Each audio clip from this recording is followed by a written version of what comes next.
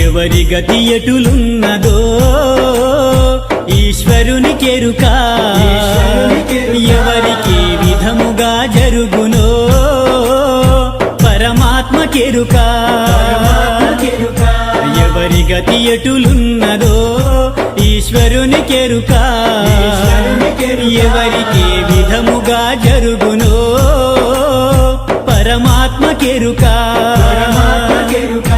ఎవరి స్థితి ఎటులున్నదో